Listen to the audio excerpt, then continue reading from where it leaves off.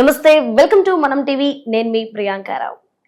చాలా మంది పీరియడ్స్ టైంలో కొన్ని లిక్విడ్స్ లాంటివి ఎక్కువగా యూజ్ చేస్తూ ఉంటారు. ఇలాంటి విషయాలపై మనకి క్లారిటీ ఇవ్వడం కోసం ఈ రోజు మనతో పాటు గైనకాలజిస్ట్ డాక్టర్ పృథ్వీ పేరం గారు ఉన్నారు. వారితో మాట్లాడి మరిన్ని విషయాలు తెలుసుకుందాం. నమస్కారం మ్యామ్. నమస్తే అమ్మా. మ్యామ్, యాక్చువల్లీ పీరియడ్స్ టైంలో చాలా మంది ఏంటంటే వి వాష్ లాంటి కొన్ని లిక్విడ్స్ యూజ్ చేస్తూ ఉన్నారు. సో ఈ లిక్విడ్స్ అనేవి ఎంతవరకు మంచిది అంటారు, ఎంతవరకు మనల్ని ప్రొటెక్ట్ చేస్తాయి అంటారు? యాజ్ సచ్ ఇది రీసెంట్ గానే మార్కెట్ లోకి వచ్చింది. రఫ్లీ అరౌండ్ ఒక 8 to 10 years బ్యాక్ అని చెప్పొచ్చు.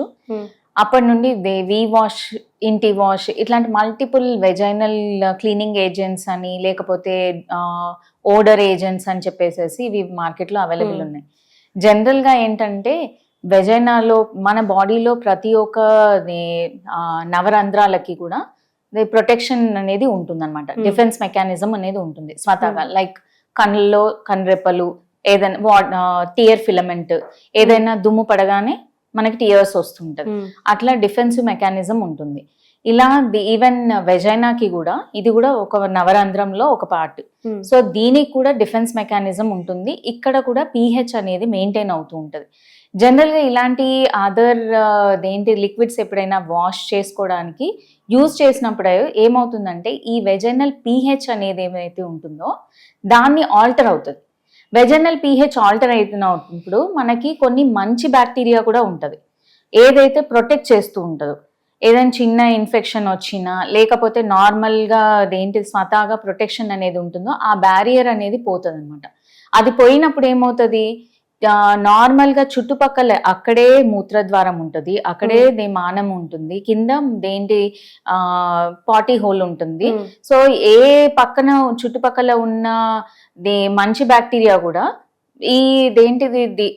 ఈ వెజైనల్ pH ఆల్టరేషన్ అవ్వడం వల్ల వాళ్ళకి ఇన్ఫెక్షన్స్ అనేది ప్రోన్ అవుతూ ఉంటారు. అంటే ఎక్కువ శాతం ఇన్ఫెక్షన్స్ కి గురవుతూ ఉంటారు.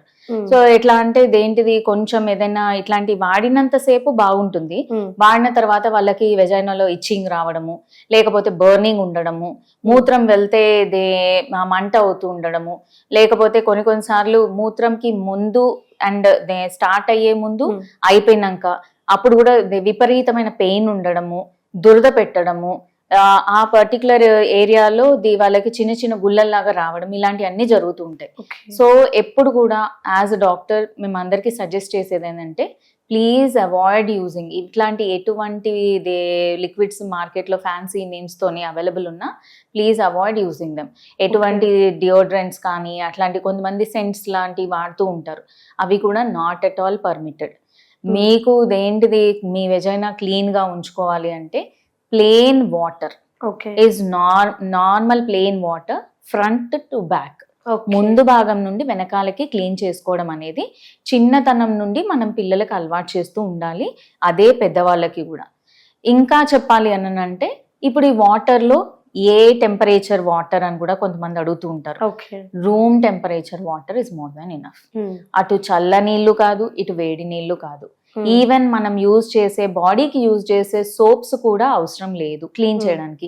కళ్ళు క్లీన్ చేసుకోవడానికి మనం ఏమైనా సోప్ పెట్టి క్లీన్ చేసుకుంటాం కాదు కదా. సిమిలర్ వేలో ప్లెయిన్ వాటర్ తో క్లీన్ చేసుకుంటాం. సిమిలర్ వేలో యూ హ్యావ్ టు అంతే సెన్సిటివ్, మన కళ్ళు ఎంత సెన్సిటివ్ గా ఉంటాయో even vagina is also so sensitive. So plain water is at most sufficient. అక్కడ ఉండే హెయిర్, దీని మీద కూడా చాలా మందికి అపోహలు ఉంటాయి. క్లీన్ గా ఉండాలి అని చెప్పేసి షేవ్ చేసేయడము అలాంటివి చేస్తుంటారు. ఇది కూడా ఒక కైండ్ ఆఫ్ ప్రొటెక్టివ్ మెకానిజం. దీన్ని కూడా వాళ్ళకి ఒకవేళ అంతగానం నచ్చట్లేదు అని అంటే క్లీన్ షేవ్డ్ ఉంచాలంటే laser is a better option. లేదు అంటే మాత్రం don't use a razor, go for trimming. Trim చేసేస్తే సరిపోతుంది. ఈ రేజర్ యూజ్ చేయడము లేకపోతే కంప్లీట్ క్లీన్ షేవ్ చేసే పద్ధతిలో ఆ వీట్ లాంటి కొన్ని ప్రోడక్ట్స్ చాలా హెయిర్ రిమూవింగ్ ఏజెంట్స్ ఉంటాయి అన్నమాట. ఆ ఏజెంట్స్ వాడినప్పుడు ఏమవుతుందని అంటే అక్కడ ఉన్న మంచి బ్యాక్టీరియాని మళ్ళీ బయటికి పంపించేయడము, pH ఆల్టరేషన్ అవ్వడము, ఆ ప్రొటెక్టివ్ మెకానిజం ఏదైతుందో అది మొత్తం కోల్పోతారు. ఓకే, సో ఎప్పుడైనా కానీ బెటర్ ట్రిమ్ చేసుకోవడం. లేదు కొంతమందికి కంప్లీట్ గా క్లీన్ గా ఉంచుకోవాలి అని అనుకుంటే మాత్రం they go for a laser therapy. Complete గా అంటే గ్రోత్ అనేది రాను రాను తగ్గుతూ ఉంటుంది. డాక్టర్స్ దగ్గరికి వచ్చినప్పుడు కూడా తరచూ లేడీస్ కొంచెం ఇబ్బంది పడతారు. ఇంటర్నల్ ఎగ్జామినేషన్ అనగానే మేడం నేను క్లీన్ చేసుకోలేదు. ఎటువంటి గైనకాలజిస్ట్ కూడా మిమ్మల్ని క్లీన్ చేసుకున్నారా లేదా అని అడగరు. ఓన్లీ థింగ్ ట్రిమ్ చేసుకోండి అండ్ ఎక్సెసివ్ గ్రోత్ లేకుండా ఉంచుకుంటే సరిపోతుంది. చాలా మందికి ఏంటంటే ఒకవేళ వాళ్ళు లావ్ అయిపోయి వాళ్ళకి లోవర్ అబ్డామెన్ కనిపించకపోవడం వల్ల అప్పుడు ఏమన్నా హెయిర్ ఎక్కువ అయిపోయి వాళ్ళకి ఇన్ఫెక్షన్స్ వచ్చే ఛాన్సెస్ ఉంటాయి. కాబట్టి just trim them, that is more than enough. అయితే మ్యామ్ పీరియడ్స్ టైంలో కొంతమంది ఇంతకు ముందు అంటే క్లాత్స్, ఆ తర్వాత ప్యాడ్స్ ఇలా యూజ్ చేస్తున్నాం. బట్ ఇప్పుడు కప్స్ లాంటివి డిఫరెంట్ ప్యాటర్న్ ఎక్కువగా యూజ్ చేస్తున్నారు. ఇలా పీరియడ్స్ టైంలో ఇలాంటివి యూజ్ చేయడం వల్ల ఏమైనా ప్రాబ్లమ్స్ వస్తాయి అంటారా? లేదమ్మా, ఇవి యాక్చువల్గా ఎన్వైరన్మెంటల్ సేఫ్ ప్రోడక్ట్స్. ఇప్పుడు కాకపోతే వీటి యూసేజ్ కి ఒక లిమిటేషన్ ఉంది, అది తెలుసుకోవాలి ఫస్ట్. సెక్షువల్లీ యాక్టివ్ లేడీ, ఎందుకంటే ఇన్యాక్టివ్ అనే వాళ్ళు కానీ లేకపోతే చిన్న పిల్లలు కానీ ఇప్పుడే ఫ్రెష్గా వాళ్ళకి పీరియడ్స్ స్టార్ట్ అయినాయి, మెనార్కీ స్టార్ట్ అయింది అనుకున్న వాళ్ళకి వాళ్ళ వెజైనల్ హోల్ ఏదైతే ఉంటుందో చాలా చిన్నగా ఉంటుంది, అక్కడ హైమ్ అనేది ఉంటుంది అనమాట. సో ఇలాంటి కప్స్ వాడడం వల్ల వాళ్ళకి బ్లీడ్ అయ్యే ఛాన్సెస్ ఉంటుంది, ఇన్కన్వీనియన్స్ ఉండే ఛాన్సెస్ ఉంటుంది ఎంత స్మాల్ సైజ్ తీసుకున్నా కానీ. సో ఇన్ కేస్ ఎవరైనా సెక్షువల్లీ యాక్టివ్ ఉన్న వాళ్ళు, ఆల్రెడీ పిల్లలు ఉన్న వాళ్ళు, ఇట్లాంటి వాళ్ళందరూ కూడా దే కెన్ స్టార్ట్ యూజింగ్, అందరు కూడా ఈ మెన్స్ట్రల్ కప్ యూజ్ చేయడం స్టార్ట్ చేయొచ్చు. దాన్ని వాడడం చాలా simple, scientifically safe, very comfortable మెటీరియల్తో తయారవుతుంది, మోల్డ్ అవుతుంది. సో ఇనీషియల్గా పెట్టుకున్న ఫస్ట్ కొన్ని రోజుల వరకు వాళ్ళకి ఆ ఇన్కన్వీనియన్స్ ఉంటుందేమో, కానీ అంటే ఇది ఒకసారి వాళ్ళకి అలవాటు అయింది అని అంటే they will feel very comfortable, అసలు ఎటువంటి బాధ ఉండదు. అంటే వాష్రూమ్కి వెళ్ళేటప్పుడు ప్యాడ్ పట్టుకొని వెళ్ళాలి, అది ఎలా కవర్ చేసుకొని వెళ్ళాలి, అదొక సోషల్ ట్యాబూ లాగా ఫీల్ అవుతూ ఉంటారు కదా. సో ఇట్లాంటి అవసరమే లేకుండా వాళ్ళు వాష్రూమ్లోకి వెళ్ళాక అది రిమూవ్ చేయడము, దాన్ని తీయడము, వాష్ చేసుకోవడం, మళ్ళీ రీఇన్సర్ట్ చేసుకోవడం చాలా ఈజీ పద్ధతి. వాళ్ళకి ఎటువంటి దీని గురించి డౌట్స్ ఉన్నా కానీ గైనకాలజిస్ట్ని సంప్రదించి ప్రాపర్ వేలో దాన్ని యూజ్ చేయడం అనేది ఆల్వేస్ బెటర్. మళ్ళీ దీన్ని పెట్టేటప్పుడు నొప్పి అవుతుంది అది అని చెప్పేసి లూబ్రికెంట్స్ వాడడం అది తప్పు. అందుకని ప్రాపర్ గైడెన్స్ తోని వాళ్ళది యూజ్ చేయడం చేస్తే మాత్రం సేఫ్ గా ఉంటుంది. ఓకే మ్యామ్, అయితే పీరియడ్స్ వచ్చినప్పుడు చాలా మంది ఆ బ్యాక్ పెయిన్ ని కానీ లేదా స్టొమక్ పెయిన్ ని కానీ తట్టుకోలేక డాక్టర్ ని కన్సల్ట్ అవ్వకుండా టాబ్లెట్స్ అనేవి యూజ్ చేస్తారు, లైక్ పెయిన్ కిల్లర్ అని ఇలాంటివి. సో ఇవి ఎంతవరకు వాళ్ళకి సేఫ్, అలానే ఫ్యూచర్లో ఏమైనా ప్రాబ్లమ్స్ ఫేస్ చేస్తారా ఇలా టాబ్లెట్స్ వాడడం వల్ల? తరచూ వాడడం అనేది ఎనీ పెయిన్ కిల్లర్ కి మాత్రం ఎప్పుడు కూడా అడ్వైజబుల్ కాదు. కాకపోతే వాళ్ళకు ప్రతి లేడీకి ఆల్మోస్ట్ 80 to 90% లేడీస్ కి పీరియడ్ వచ్చినప్పుడు కంపల్సరీ క్రాంప్స్ ఒక 1 day అట్లా ఉంటాయి. అది నార్మల్ గా ఉంటది. అది పెయిన్ థ్రెష్ హోల్డ్ బట్టి కొంతమందికి చాలా ఎక్కువ సివియర్గా ఉంటుంది, కొంతమందికి తక్కువ ఉంటుంది. దీన్ని బట్టి వాళ్ళు గైనకాలజిస్ట్ ని కన్సల్ట్ చేసినప్పుడు వాళ్ళ సివియారిటీని బేస్డ్ గా మనము పెయిన్ కిల్లర్ అనేది అడ్వైజ్ చేస్తాం.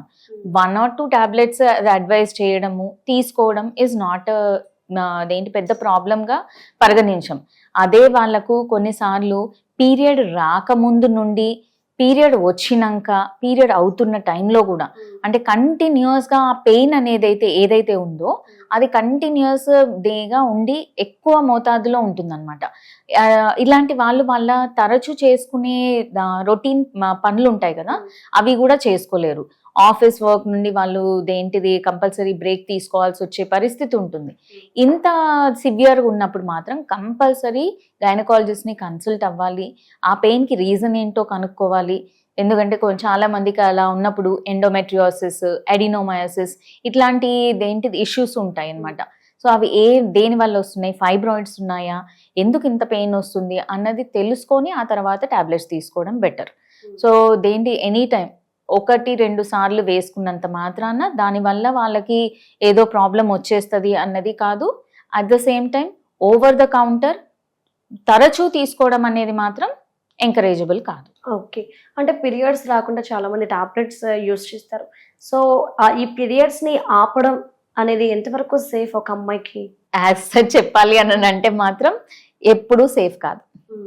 గందరగోళం అంతా స్టార్ట్ అయ్యేది అక్కడే. ఓకే, మన బాడీలో ఒక సిస్టమ్, ఒక సిస్టమాటిక్ ఒక ట్రాఫిక్ కంట్రోల్ సిస్టమ్ సింపుల్ లాంగ్వేజ్లో మీకు అర్థం అవ్వాలి అంటే ట్రాఫిక్ సిగ్నల్ కరెక్ట్గా పనిచేస్తున్నప్పుడు అదేంటిది ఒక సైడ్ వాళ్ళకి రెడ్, ఇంకో సైడ్ వాళ్ళకి గ్రీన్, ఇట్లాంటివి చూపిస్తూ ఉంటుంది.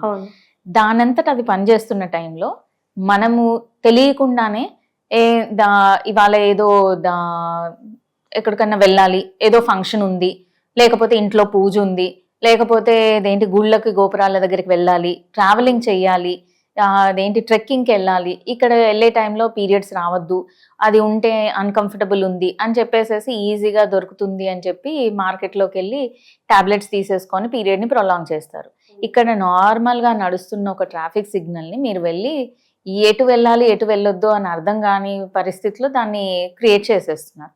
అప్పుడు ఏమవుతుంది, ఆ ట్రాఫిక్ సిగ్నల్ పనిచేయడం సరిగ్గా చేయదు. సో 2 సైడ్లు ఒకటేసారి గ్రీన్ ఇస్తే క్లాష్ అవుతుంది. All the problems. చాలా మంది నా దగ్గరకు వచ్చేవాళ్ళు, మేడం పెళ్ళి కాకముందు చాలా బాగుండేది మేడం, పీరియడ్స్ రెగ్యులర్గా వచ్చేవి, కానీ పెళ్ళి అయిన తర్వాత నుండి అసలు ఏమైందో ఏంటో నాకు చాలా ఇర్రెగ్యులర్గా ఉంది, డేట్స్ ప్రొలాంగ్ అయిపోతున్నాయి, ఒకసారి మంత్లో 2 సార్లు వస్తుంది, 3 సార్లు వస్తుంది అని చెప్తారు.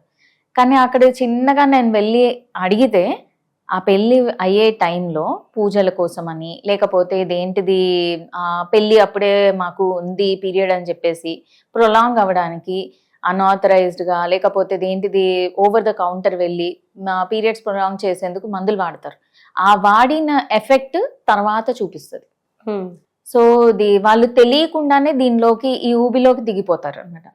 చాలా వరకు లేడీస్కి ఇది ప్రాబ్లం ఉంటుంది.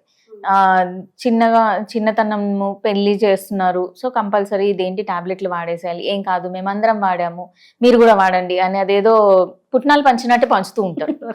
ఓకే, సో ఫస్ట్ థింగ్ ఇది అందరికీ తెలియాల్సిన విషయం ఏంటంటే, ఎక్స్టర్నల్గా మనము హార్మోన్స్ ఏదైనా బాడీకి ఇస్తున్నట్టయితే అది ఒక ప్యాటర్న్లో ఇవ్వాల్సిన టైంలోనే ఇవ్వాలి. దాన్ని ఇష్టం వచ్చినట్టు ఇలా ప్రొలాంగ్ చేయడానికి ప్రీపోన్ చేయడం అనేది అయితే ఉండదు, పోస్ట్ పోన్ చేస్తూ ఉంటారు. పోస్ట్ పోన్ చేయడానికి యూజ్ చేసినప్పుడు డెఫినెట్గా దాని ఆఫ్టర్ ఎఫెక్ట్స్ అనేవి ఉంటాయి. ఓకే, హార్మోన్ ఇంబ్యాలెన్స్ అనేది కంపల్సరీ జరుగుతూ ఉంటుంది. Okay, right. Thank you so much. Okay.